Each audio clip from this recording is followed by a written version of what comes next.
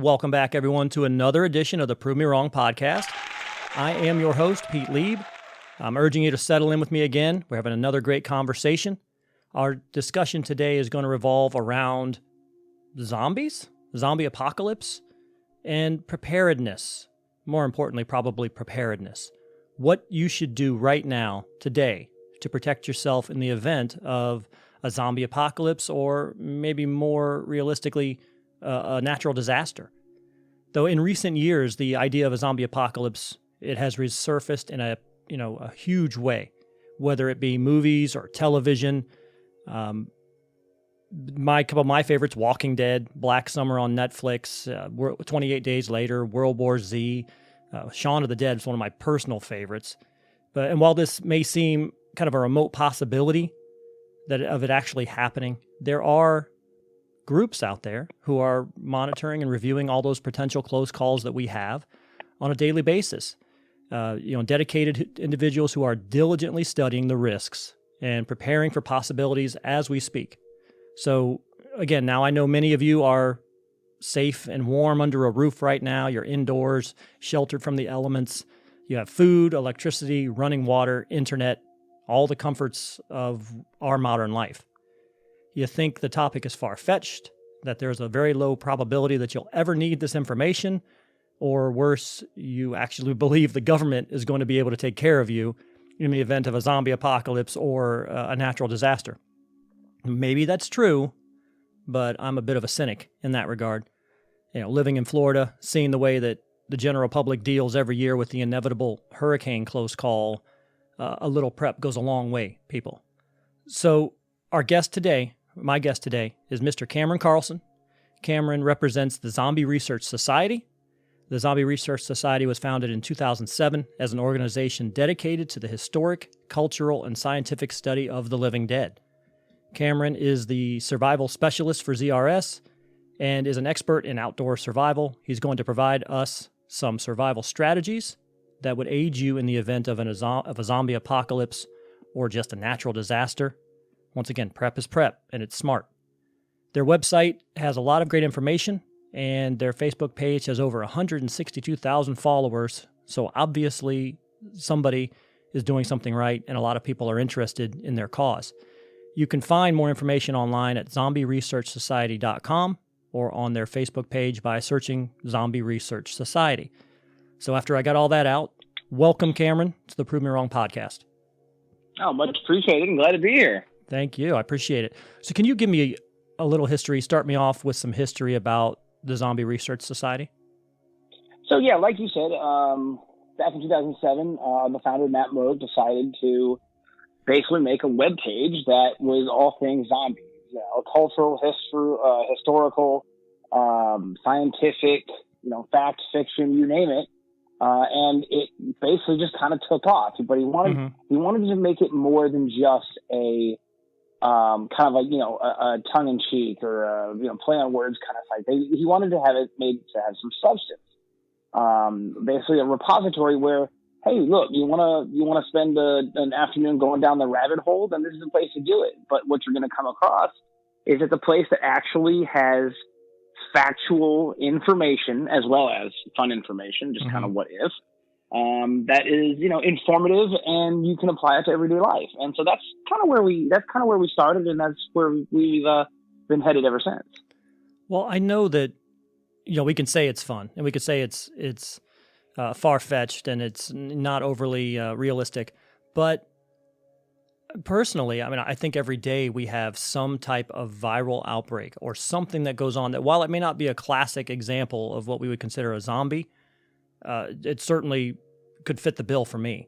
So I don't think it is necessarily all just tongue-in-cheek. I think there's a lot of things that people can certainly benefit from that type of information, just kind of keeping their ear to the ground on, different outbreaks, viral outbreaks, things like that are occurring, and maybe they should, take some care. This coronavirus just being one of the many that happen every year or so. In movies and TV, there's a bit of a disagreement regarding the nature of what a zombie is. I know there are the slow-moving, shuffling zombies we see on Night of the Living Dead or Walking Dead, and then there are those just absolutely hella scary. I'm going to sprint at you full speed, like you had in Zombieland, or the most recent Day of the Dead remake, which I love that movie, that new Day of the Dead. That I guess Zack Snyder did that one. Mm-hmm. So what is the definition of a zombie that ZRS is currently using? So, like you said, there's been many different iterations of it, and each one could be factual. But the definition that the ZRS is using is that this is a human who has been brought back to life by biologic means, but there is no brain activity, or let me rephrase that: minimal brain activity. Okay.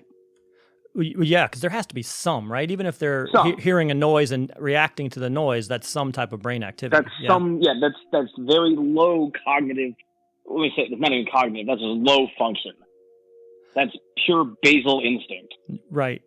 So the first time I think that I was really familiar with zombies, obviously, and I think maybe a lot of people were, was Night of the Living Dead, the movie. Mm-hmm. I'm sure there was some type of lore that came along before that. What do you know about what kind of the classical idea of the zombie was? How did that change, or was that pretty? Was it represented pretty accurately in the Night of the Living Dead movie? So what's interesting about Night of the Living Dead is that the zombie folklore has been around for crazy long before Night of the Living Dead even came out. This, you can, it even goes all the way back to the ancient Greeks. So there have been, graves which contain like skeletons that were pinned down by rocks or other heavy objects that were not there just over time. They were placed there. And so that showed even back then that there was a fear from dead bodies coming back to life. It goes back to the zombie folklore. Back in Haiti, possibly around the 17th century, when West African slaves were brought into work in Haiti's sugarcane plantations. So the conditions there left the slaves longing for freedom, and according to some of the reports, the afterlife of a zombie represented the basically, like, it kind of represented a zombie, or it kind of represented slavery. Does that make sense? Yeah. And then that evolved into what some people to believe as like voodoo, which was practiced in Haiti and the Caribbean, Brazil, South America, things like that, or places like that. And basically, it was what they would do is the Bokor, or the practitioner of black magic voodoo, would use like a tetrodotoxin, such as things coming from a pufferfish or a frog. And basically they would administer these toxins to these humans, and they would basically die. They would go to sleep, their breathing would slow, and they would fall into a coma. Well, once that kind of wore off, they would come back to life, as it were, and that's where you get the meandering, kind of the walking, the mental confusion, the respiratory, like wheezing, kind of things like that. So it's been around for a long time. But what's interesting to note is that Night of the Living Dead, George Romero actually never originally called these walkers zombies. It wasn't until later, after an Italian film director, I can't remember his name, but an Italian film director coined the term zombies in basically to referencing that movie, and that's where that whole thing came in. But if you look at just the biologic makeup of it, yeah, Romero got it right. That's what we all think of. And maybe because we think of it that way, as it stemmed from, that was our first interaction with it, then yeah, I think he got it right. And there are a lot of situations in history, right? The whole term Saved by the Bell, right? Where somebody was mistakenly dead, buried, and then woke up in a coffin. And, exactly. And there was a lot of instances where individuals were buried alive and died because, they actually weren't dead. And yeah, what I can't imagine, the people in that time frame with their limited understanding of medical science, finally hearing that bell ringing and opening that coffin and seeing somebody who they were sure was dead, they'd obviously dead long enough for them to bury them, now has been reanimated. I mean, that had to be actually pretty scary, right? Both for the Oh, person yeah. who woke up in the coffin and for the people who had buried that person thinking they were dead. Both Yeah. of those situations has to be pretty a little bit stressful, I would think, right? Oh, absolutely. And if you think about it, look at where medicine has come, because prior to 1918, 1919, even into the 20s, the medical profession itself was just coming into its infancy. And you think about that was what, 100 and some odd years ago, 120 years ago. That's it. So you can only imagine what it must have been like back in like 1700s if you were going to bury someone and it came back to life. Yeah, absolutely. Was there any, I mean, maybe you don't know this, I'm just asking questions. Was there any history that you've uncovered or found through the Zombie Research Society where it kind of mentioned how those people were treated, or anything like that when somebody was brought back or somebody was dug back up and found to be alive again? I wonder. So they never really dug them back up, because once you were under 6 feet of earth, there was no way you're getting out. But I mean, for instance, there was a case in Haiti, and I don't remember the years, a long time ago. But again, going back to the whole Bull Core thing about the voodoo religion, was that someone had died, a Bull Core brought them back to life, and this guy's family saw them go into the ground, or be buried or whatever it was. But then 20 years later, swore that they saw this person walking in the streets, found this person. Turns out it was the individual that this Bokor put under or put down, but he had no recollection of the last 20 years. So, I mean, there's been, cases that were documented about it. But as far as I know, I have no idea how they must have been treated. I know how I would treat them if that was the case. It might not go so well for that other individual. Well, yeah, again, it was just your limited understanding of, I mean, that was the time when they were stoning people who they thought were witches and trying to drown people and if they drowned, they weren't a witch. And if they didn't drown, they were a witch and they were burned. I mean, it was just the ignorance was pretty heavy back then. So then Night of the Living Dead got it right.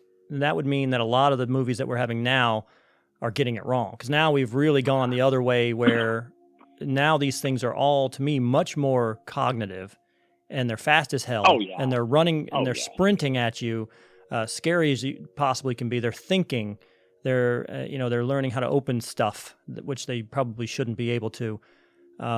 What do you think it was, other than is it just the fact that those are scarier and these are movies and you want to scare?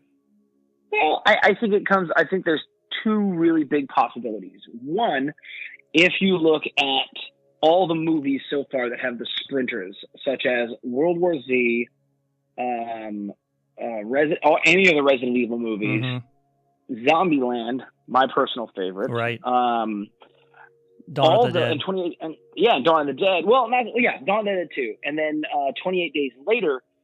Every single one of those movies refer to the zombies as being turned by a virus. Right. So there's a fundamental difference between Night of the Living Dead zombies and these zombies. Night of the Living Dead came back literally from the grave. They were dead. These things were turned by a virus while they still had brain activity in there. Basically they turned while they were living. Right. One bite, virus takes over, they become basically a host. So you look at it from a scientific standpoint, is it possible that these movies are getting it right? Maybe. But again, if we're talking strict zombie definition, they're absolutely getting it wrong. Because a zombie is dead, it's brought back to life through some kind of, act, but it only has minimal brain activity. So if you go by that definition, it's completely wrong. Running, thinking, turning doorknobs, hunting somebody, those are higher cognitive functions in the brain, which just don't exist. Yeah, the newer movies to me are much more terrifying because to me they could happen. To me that's significantly more realistic than radioactive cloud reanimating dead bodies. Yeah, right. It's not going to happen. Yeah, 28 Days Later or Dawn of the Dead or World War Z, yes, you were bit and then 12 seconds later you're a zombie. that to me doesn't necessarily mean you are dead. That just means that you are infected and you're potentially still alive. Changed. Yes. Yeah, exactly. The other scary potential or possibility would be that the game The Last of Us, one of the most amazing zombie games out there, with the exception of Dying Light. They got it right because they took something that was already in nature, which does create what we think of as zombies, zombie ants. It's called cordyceps fungus, and it's a fungus that literally takes over the cognitive functions and brain of an ant and makes it do what it wants. And they just basically turn that into, hey, if a fungus evolves and it goes to humans, this is what it's going to look like. And they got it right. They absolutely got it right. So, okay, so I have a couple questions and a couple nagging questions about zombies to me. Because I watch Walking Dead, and I love the show. I always have loved the show. But and that to me is obviously they're more the classic. They died, they rose, they're decaying, they're shambling. They seem incredibly easy to get away from. The show is not about the zombies aren't the threat in that show anymore. Right. They've already figured that out. They've figured out how to survive with the zombies. Now it's the people. Right. But I'm looking at some of these zombies now. Now we're into the 7th, 8th season, and they're almost nothing left of them but bone. And I'm thinking, how are these things still moving? How are they moving with no muscle? There is nothing circulating through their body to keep their muscles alive. How are they still eating, quite honestly, if there's nothing going through their digestive tract? And these are just the things that I think about when I'm watching Walking Dead. It's silly, right? But they just keep eating and eating and eating, but nothing is coming out. For stuff to continue to go in, something has to come out. Eventually, they would just be done eating. I don't know. Just things that. So, go ahead. Yeah. So if you remember back to the original Resident Evil, there's one thing in there. There's one line in there that I really liked, and it kind of makes it okay. You're like, okay, I got it. It was when they were explaining what the T virus did to the host, and it was talking about it changed the genetic structure. And blah, it did all this to the host, but then it said the final line was, it increased the basal instinct, and that was the instinct to feed.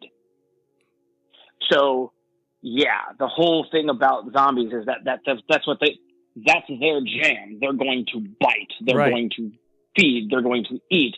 Whether or not they can digest it doesn't really matter. Now, the whole thing with them being skeletons, they shouldn't even be moving. And that doesn't rub me the right way, because it seems like you could just wait them out.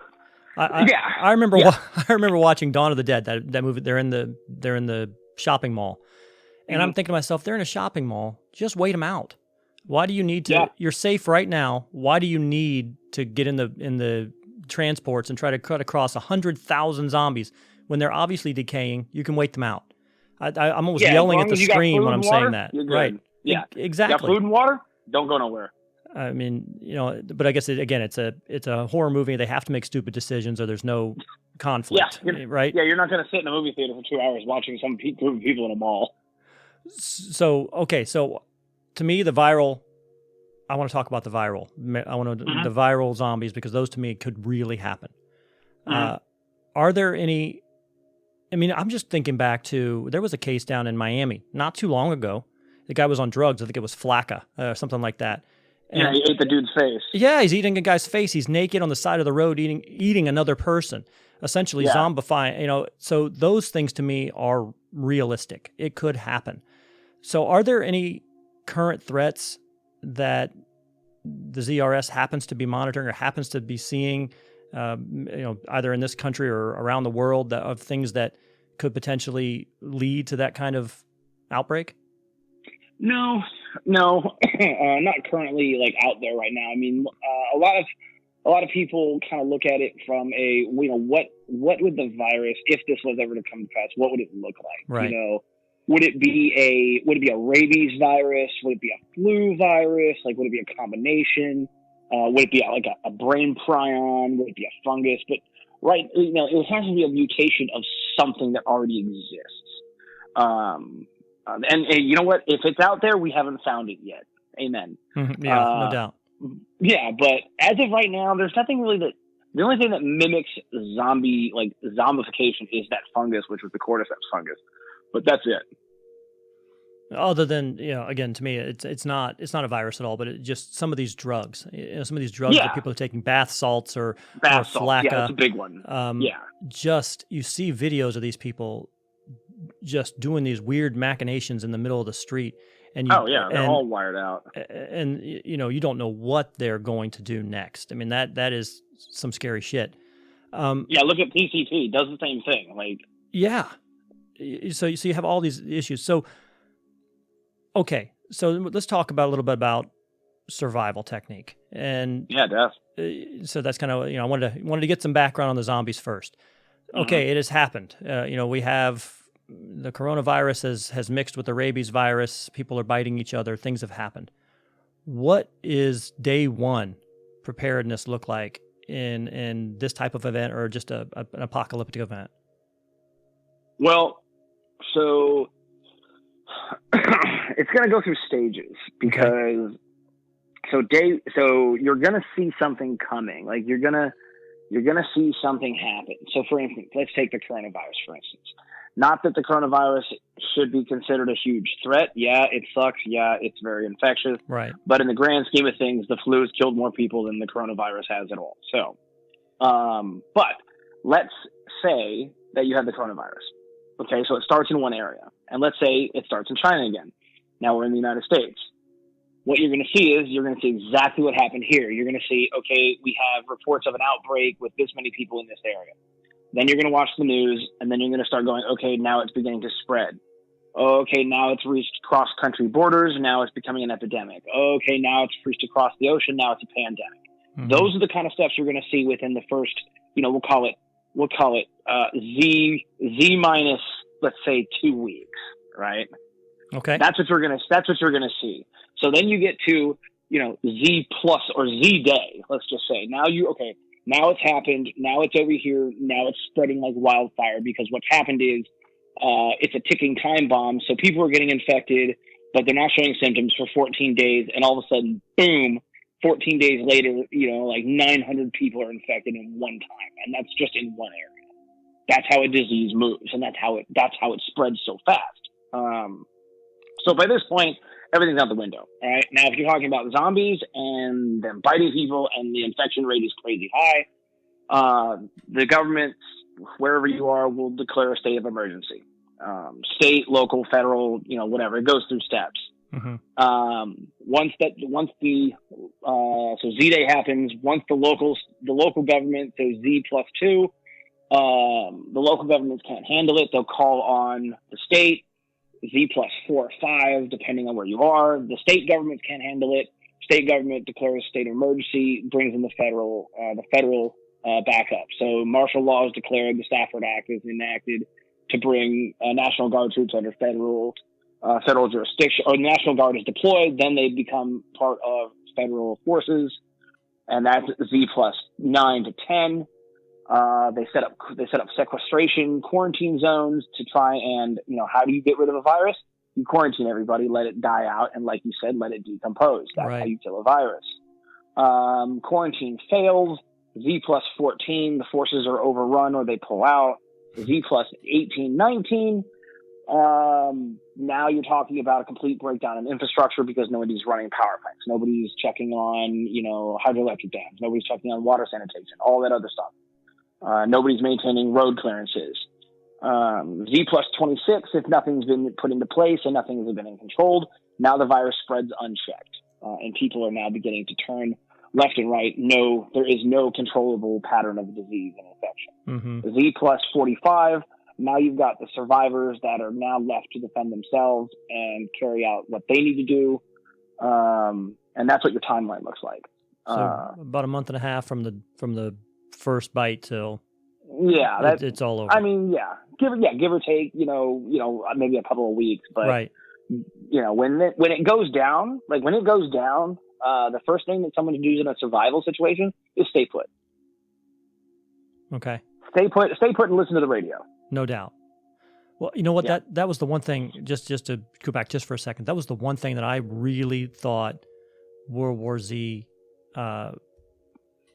visualized very, very well. Just what you were saying right there. Just kind of how everything broke down and how fast everything broke down, and kind of the governmental response. And it was really a neat point of view for Brad Pitt's character. Trying to go across, and they're trying to figure out how it started so they can figure out how it ended, and just going to different countries and seeing how they prepared for it. That whole Israel finishing the wall the day before it happened. I mean, that was awesome to me. I thought that was by far the best part of that movie, was seeing how quickly it occurred, how it kind of occurred out of the blue, but there was a kind of a pre-knowledge, and there were societies that had taken steps about it. Exactly. Yeah. Exactly. That was really neat. Of course, then it all went to hell. But which is what you're expecting. What you're expecting to happen. Okay, so I'm in place. So everybody out there right now should have some level of food, water, supplies in reserve in their home right now. Correct? I mean, what type of what would you say in terms of time frame? How many days worth of food, how many days worth of water should somebody have in their house? Okay, so and here's the great thing about prepping for the Z Day or zombie apocalypse is that a lot of the times, when people ask me, do you really think that the zombie apocalypse is going to happen? There's always that 1% chance that it might happen. I'm like, you know what? There's a 1% chance. But here's the thing: you prepare for the worst case scenario, and then you're prepared for everything else. And so on a minimum, you're talking maybe you should have 2 weeks of food, and that's per person. You should have 2 weeks of food. You should have at least a month worth of water. And remember, water can be rationed. Technically, you should be drinking a gallon of water a day per person, depending on your body weight, but it can be rationed. And all you got to do is go to Walmart or Home Depot or Costco, right, and buy the gallons of water and put them in the basement or the attic or whatever, and you'll have water. In my house, we have like a 30-day supply of that freeze-dried food. Now, 30 days means that both my wife and I have 2 weeks of food if we split it up that way. And that takes up minimal space. If you have kids, you got to make sure that you have everything for them. If you have pets, you got to make sure that you have their food, their medicine, their, whatever. But it should last you at least 2 weeks of food without having to move. Okay. And, well, yeah, because you're right, because food storage used to be different, right? I mean, I was in the Marine Corps. I had MREs. So, now there are a lot of online companies that will, they'll ship it to you automatically. Just do a monthly subscription. Here's your next box every month. Yep. It's painless, folks. It's painless. $50 a month or something like that. And you get 2 weeks worth of food. I mean, in a little bucket. And I'll tell you what, I did a taste test of this. I did a taste test of it's not Green Mountain, it's Mountain something. I can't remember what it is. I can't remember that brand, but I did a taste test of it. It was actually really good.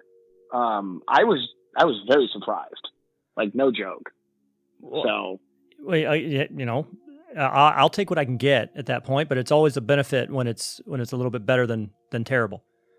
That's for sure. Yeah, absolutely. Absolutely. I know. I remember I was in the Marine Corps in the early 90s. I remember my wife had said something about the shelf life, and I was like, I don't know what the shelf life is, but I'm pretty sure we were eating MREs from the Korean War. I mean, and that's I was going to say, yeah. And that's not a joke. Yeah. That was not a joke. I said the Korean War probably ended, 1960, and we were still eating those MREs in 1990.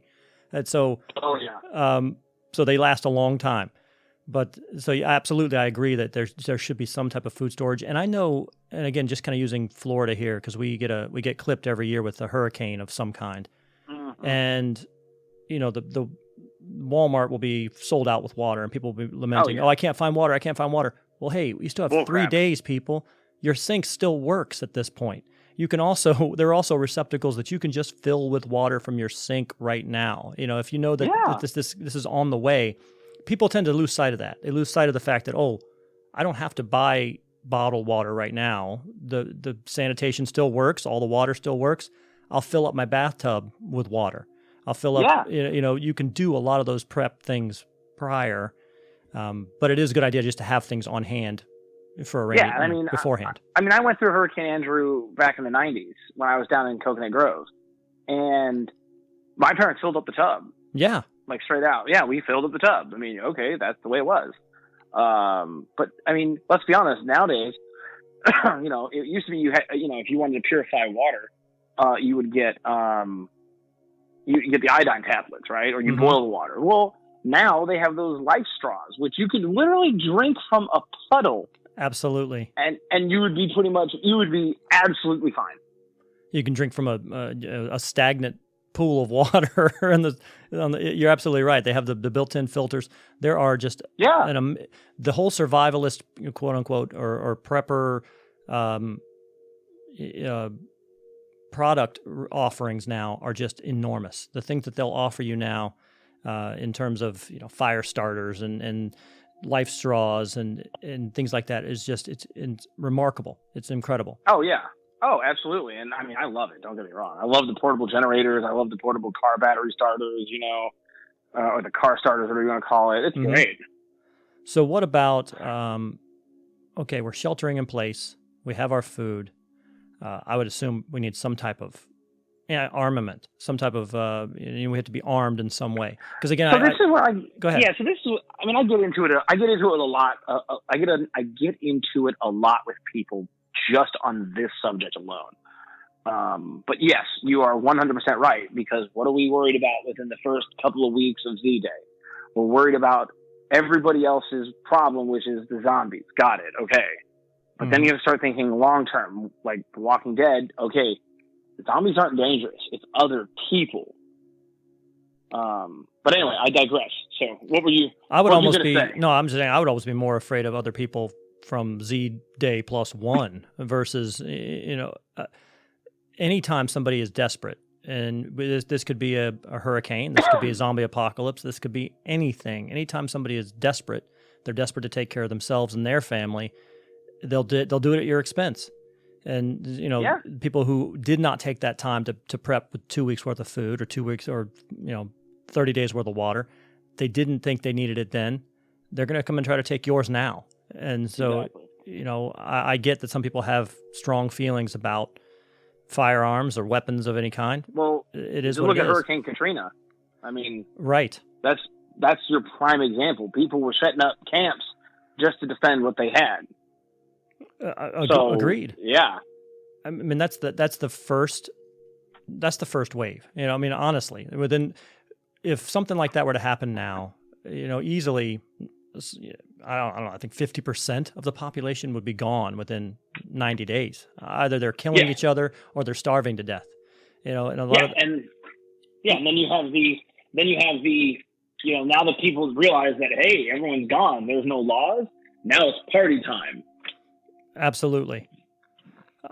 So what happens after Z45? Okay, Z45 has come. We've survived that time frame. We've stayed in place. Now what? What would we be doing after? Do you recommend, or would you recommend continuing to stay in the area that you're in, or would you recommend moving someplace south? I mean, I'm obviously in a warm climate now, but if you're north, do you want to come south? Do you want to come to a place where you could find food more readily?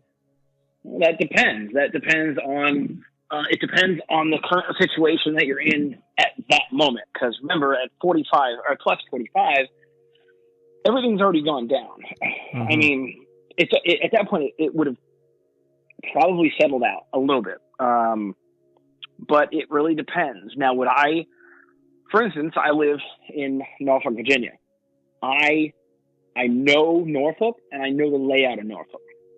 Do I know the layout of North Carolina or, let's say, New York or any other state for that matter? Mm-hmm. No, I have no idea. So it would be beneficial for me to remain in an area that I know, because you are adding a level of unneeded risk when you travel to a different location that you don't know. Now, I caveat that with, if you are in a situation or in an area that is becoming increasingly dangerous from one aspect or another, that you only have the option of getting out, then yeah, get out and figure it out when you get there. But I would say stay in the area that you're most comfortable in. Yeah, I would think if you live in a heavy populated area, you probably don't want to stay there if you can help it. To me, just because, again, if you're not talking about zombies, the 50,000 zombies that have been turned, then there are 50,000 people who are, again, out there looking around.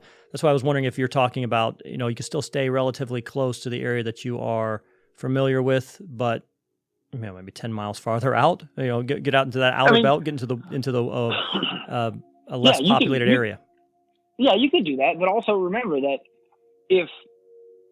for instance, if you're in a neighborhood that is, I don't want to say, so I live in I want to call it a big city, but I live in a metropolitan area, and I live in a little neighborhood. Now, there's in my area, there's only 3 ways in, and I know, and they all come to a crossroad right down the street. And if you know your neighbors, then you can all band together and create your own little enclave. So you all work together, you all come up with a plan, and then you can branch out from there. If you don't allow the breakdown to happen and chaos to run your area or your lives, then you become a much better group of people and much more prepared, because then you can rely on each other without breaking it down to, okay, I want your stuff, give it to me now. Now it's we're all in this together. We need to survive this. Let's pool together our resources and band together and actually get through this. Yeah, I think that's incredibly important, and I think it's something, unfortunately, that we are losing with our modern society. We've become more segmented. It definitely used to be you knew every neighbor you had. You knew them all the way up and down the street. You go out there and you have block parties every weekend. You're sitting out on your driveway, having a beer and a cookout. Yeah, exactly. We have definitely gotten away from that, and we are much more interested in social media, worrying about what people are doing across the country than what people are doing across the street. So, it does bode, that is maybe something, a bit of advice to individuals who are, it hasn't happened yet. How about going across the street and saying hi to a neighbor, or meeting your next door neighbor and working out some type of plan? And it makes sense. You're going to need people at some point. Yeah, you don't need to go over and just say, "Yo, hey, I think that I think the world's going to end basically tomorrow, or I think it's going to end in a month." But even in the case of something happening, walking outside and be like, "Hey, you see what's going on? Yeah, right. Maybe we should think about this." Okay, that's all it takes, and it's now you share a common goal. So I think leaving the area, the immediate area where you are, I think it's silly unless it's life or death.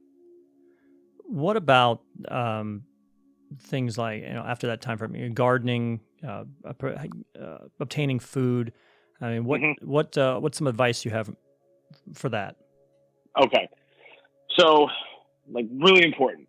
Okay, really, really important. Now, if you are in an urban environment like I am, there are many ways to get food. Many ways. There are birds. There are squirrels. There are rodents. There's everything. There's a lot of things that you can use for food, especially in a place that has no laws, has no consequences. Right, there's a lot of things. Yeah. There's a lot of things you can use for food. And when it comes to vegetation, you can grow anything. Even the worst person can grow something. But I say this, everything with, you can be the worst survivalist in the world. You could not have one day of survival training or even pick up a book. But if you have the will to live, you will figure it out. And I mean that because, the biggest thing that a survivalist, quote unquote, could do right is to do exactly that. Pick up a book that says, basically, there's one that I have that says how to live or how to survive in the woods. Because even the most seasoned survivalist, I know that a lot of people say, hey, I'm going to go live in the woods someplace. If this ever happens, I'm going to pick up, I'm going to go to the woods. Okay, smart guy, survive in the woods and you don't know how. Like, go ahead. It's like I tell people that all the time. Go ahead. See how long you last. Like, you'll figure it out for like 2 weeks, but you're going to realize that you're in a world of hurt.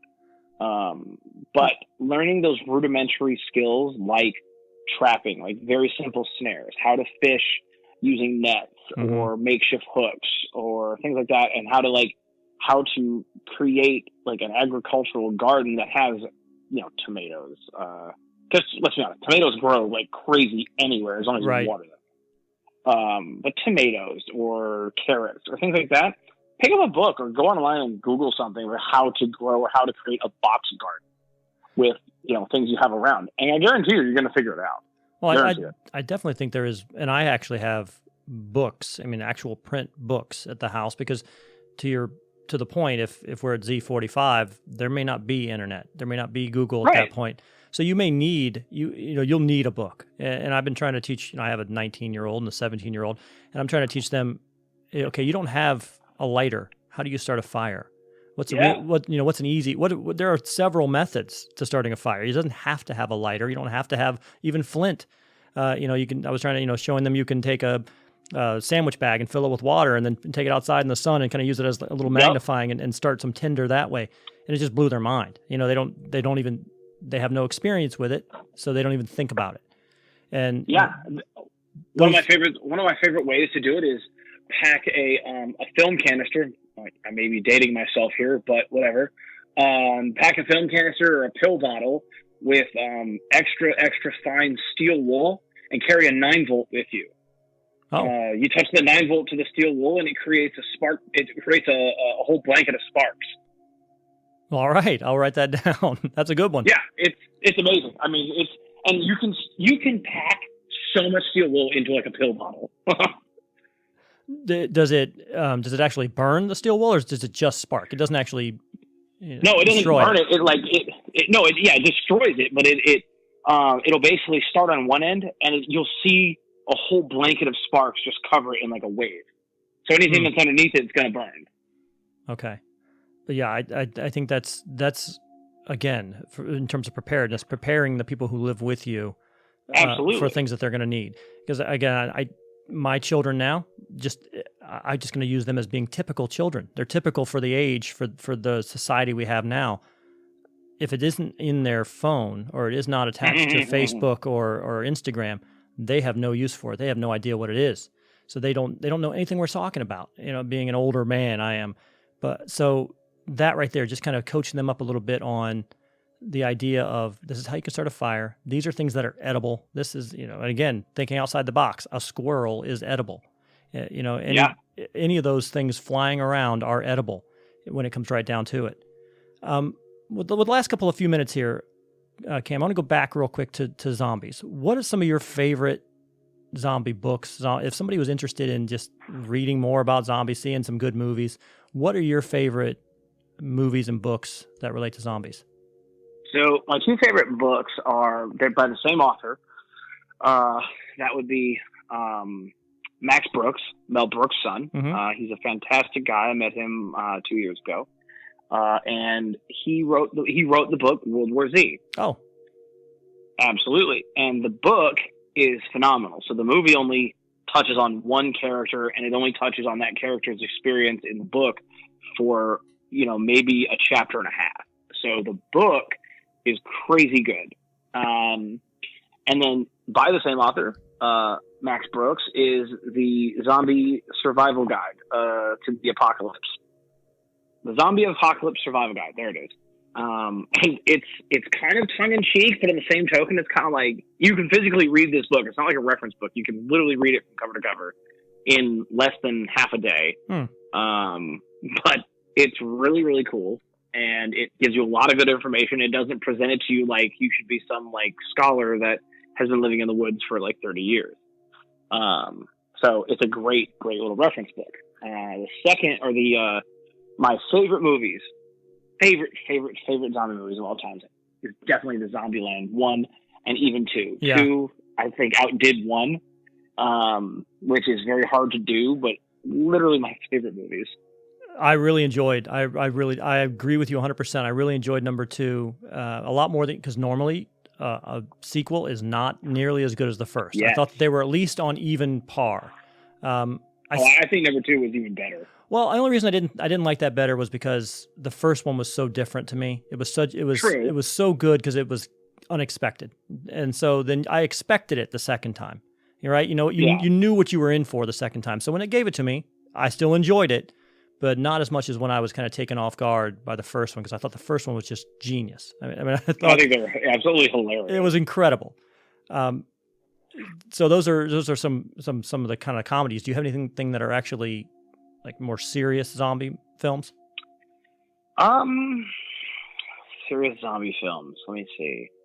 I would say that, I mean, from the Walking Dead standpoint, just from the sheer evolution from beginning to end, I think was really good. But that's a TV show. No, same. It's the same thing to me. Yeah. But I think if we're talking movies, I would say just for sheer entertainment value was World War Z. I have a hard time. I have a hard time disagreeing with that too. I mean, again, I really liked that Zack Snyder Dawn of the Dead. Yeah, it was good. I did like. You know what? From another comedy standpoint, Shaun of the Dead. Shaun of the Dead's awesome. Oh my god, brilliant! Absolutely brilliant. That scene where he's throwing, where they're saying, talking to that woman at her back turned, and she turns around and she looks at him, and they're like, and they look shocked, and then they're like, she's pissed. It was so funny to how oblivious they were to things going on around them. But then at the same time, it was just brutally violent in some cases. It was. Where they, so they juxtaposed it. You're laughing, and then it's 2 seconds, 2 minutes later, they're ripping somebody apart, and it's just a brutal way. But man, that was so good. I love that movie. It's still one of my favorite movies of all time. And I think the only reason I really liked the Dawn of the Dead was because I think that one was the first time, really for me, that I saw the sprinters. They were really running fast, and they were menacing, and they were screaming. They weren't just kind of slow shamblers that you felt like you could just kind of walk away from. They came after you hard. And, that's terrifying. Yeah, that was really scary. And quite honestly, I say to my wife, we watch it a lot. I still watch. I love zombie movies. And I said it to my wife. I said, unfortunately, I would be the husband in the first scene when that child comes in and they're waiting in the door, and you're like, oh my God, what happened? That would be me. I would have been dead within 10 minutes of the zombie apocalypse, unfortunately, if the neighbor child gets into my house. Yeah, I keep telling my wife all the time. She's like, what are you going to do if the zombie apocalypse? She's like, I'm not going to make it. I'm like, well, all I got to do is outrun you then, don't I? Yeah, right? So, it is what it is. Keep up or figure it out. I mean, it's definitely unfortunate, but I keep thinking that. It's like, yeah, I would be that guy. I would run over to her to check on her, and I would get eaten, and I would die. And it's unfortunate because you want to believe that you would be, Woody Harrelson, right? You'd be exactly. Tallahassee, surviving everything. Nut up or shut up. But I wouldn't be. It's unfortunate. It all depends. It all depends on where you're caught. If I'm caught at work, I'm in trouble because there's how do I get out of there? How do you get out of that building with 2,000 people in it? Yeah, exactly. It's difficult. Okay, well, Cameron, I really appreciate you coming on today. We're right at the end of the time. Is there something in terms of the Zombie Research Society? Is there something that people who are going to the site, what should they be looking for there? What kind of great things can they find there? What would you recommend for the website itself? Yeah, so definitely. So if you go to the Zombie Research Society, there's a couple of things you should look at. You should look at the YouTube channel because that's their official link to my YouTube channel, which is called the Zombie Files.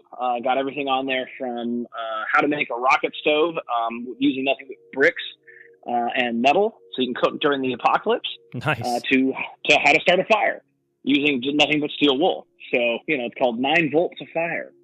So definitely hit that up. And then if you click on the menu button, you're going to see all the history, the cultural, and the science categories. You click on any one of those, and it will take you literally down the rabbit hole for hours and hours and days. Also, going to be setting up maybe a giveaway here in the next couple of weeks for a couple of T-shirts. So follow us on Facebook, and I'm going to be posting up there. So definitely look at that. Yeah. So if nothing else, there is some great YouTube videos with some survival techniques that people can apply to anything. It doesn't necessarily have to be zombie apocalypse. They can apply it in your daily life.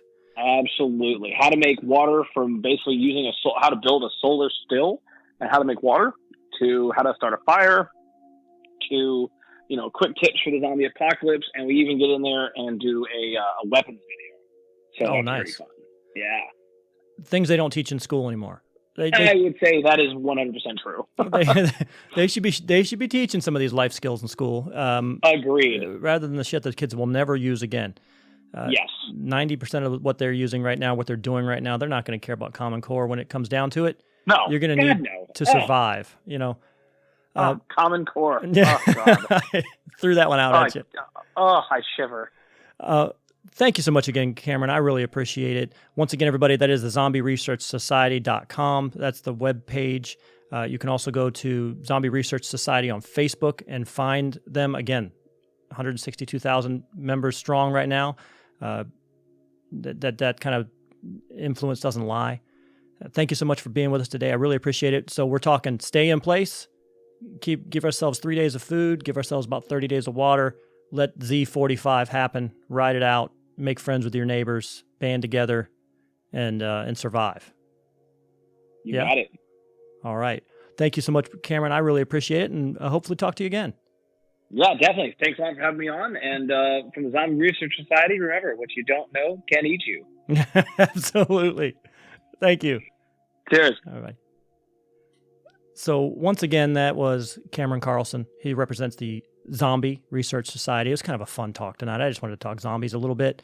I know that they're probably not something that's going to happen, but the viral implications are real, I think. I think there are drugs that mask that kind of thing. It doesn't take much to me for some type of drug interaction to become something that turns into some type of zombie outbreak.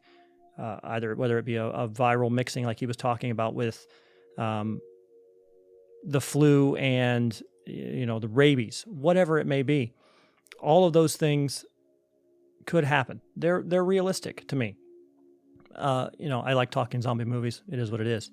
But I think some of the survival techniques there that we had today are sound, right? You do want to, in that particular case, in some cases, if you have a hurricane coming at you, evacuate.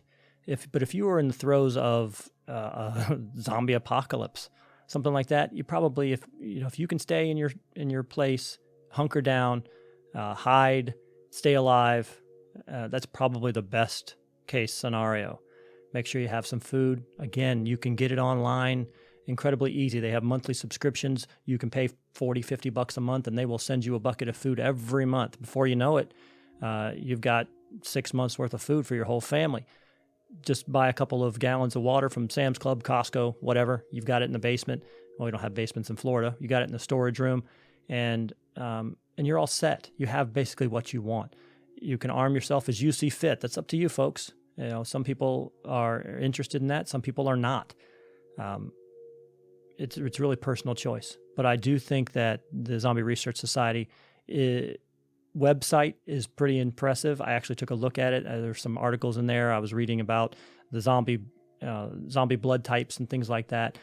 The YouTube channels talking about how to survive, how to make fire, how to make shelter, how to make food. All of that stuff is incredibly useful, incredibly helpful. So I would look into it. Some of our sponsors today. Our sponsors today are Java Remix. Java Remix is a 100% Arabica coffee infused with CBD. They have decaf and as well as regular ground coffee, also K-cups. If you're not into coffee, they have teas, they have bath bombs, really anything that you're looking for there, beauty products, face scrubs, they have it. Also, if you see over here on the promo code, if you enter the promo code Prove Me Wrong in the website, javaremix.com, promo code Prove Me Wrong, they will give you a 20% discount on your order, and all orders over $40 receive free shipping. So you really can't go wrong, at least giving it a try. Also, our other sponsor today is ZendoZones by JT Eaton. The ZendoZones are a 3% citronella candle and incense cone. They are perfect for outdoors, patios, backyards, you name it. They'll keep the bugs off of you. They're shaped like fearless little tiki gods. Let Surf and Stan, Hawaiian Howie, and Luau Lily make your outdoor livable again with ZendoZones citronella burners. They are available online at Amazon and at Ace Hardware, and you can collect them all today. So if you have any questions or comments, how realistic do you think a viral outbreak would be, a zombie apocalypse would be?